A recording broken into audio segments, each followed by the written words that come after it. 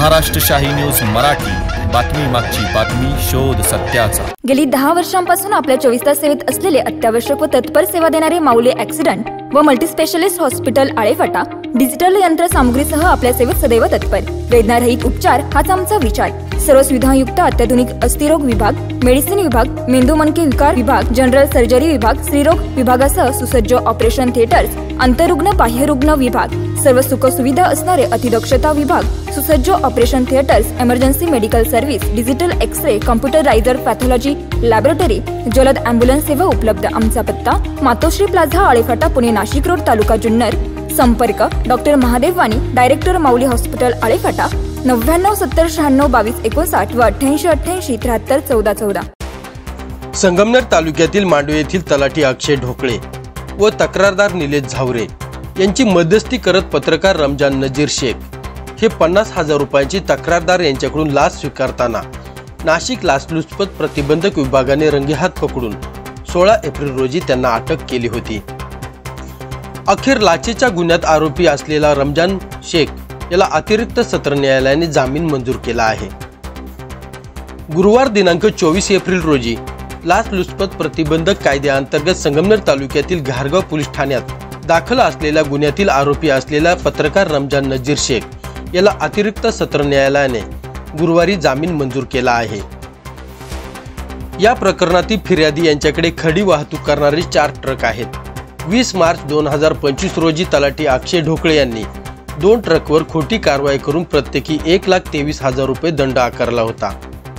अर्जदार रमजान शेख हे मांडवे गावात पत्रकार म्हणून काम करतात। त्यांनी फिर्यादीला तलाठी अक्षय ढोकळे यांच्याशी भेट करून देण्याची मध्यस्थी केली, जेणेकरून सेटलमेंट करता येईल। मात्र तलाठी लाच मागणार या विचाराने फिर्यादीने लाचलुचपत प्रतिबंधक विभागाकडे तक्रार दाखल केली होती।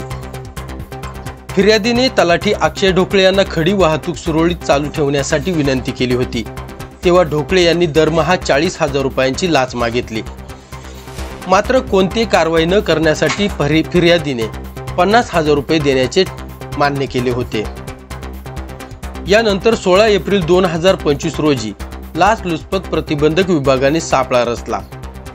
मांडवे गावातील रमजान शेख यांनी तलाठी अक्षय ढोकळे यांच्यासाठी फिर्यादीकडून 50,000 रुपयांची लाच स्वीकारताना त्यांना रंगेहात पकडलं होतं। पत्रकार शेख आठवडाभरापासून तुरुंगात होते। अर्जदार पत्रकार रमजान शेख यांच्या वकिलांनी युक्तिवाद केला की गुन्ह्यात जास्तीत जास्त 7 वर्षाची तरतूद आहे। अर्जदार सरकारी कर्मचारी नाही आणि तपास पूर्ण झाला आहे, त्यामुळे त्यांना जामीन मिळावा। तर सरकारी वकिलांनी जामिनाला विरोध केला होता, परंतु अतिरिक्त सत्र न्यायाधीश योगेश मनाटकर यांनी दोन्ही बाजूचा युक्तिवाद ऐकून आणि आरोपांची गंभीरता लक्षात घेऊन 25,000 रुपयांच्या जात मुचलक्यावर पत्रकार रमजान नजीर शेख यांना जामीन मंजूर केला आहे। या लाचखोरीचा प्रकार उघडकीस आल्यानंतर गेल्या आठवड्याभरापासून महसूल आणि माध्यमांमध्ये हा चर्चेचा विषय बनला होता। अखेर पत्रकार रमजान शेख यांना सत्र न्यायालयाने जामीन मंजूर केला आहे। ब्युरो रिपोर्ट, महाराष्ट्र शाही न्यूज मराठी, संगमनेर। महाराष्ट्र शाही न्यूज मराठी, बातमी मागची बातमी, शोध सत्याचा।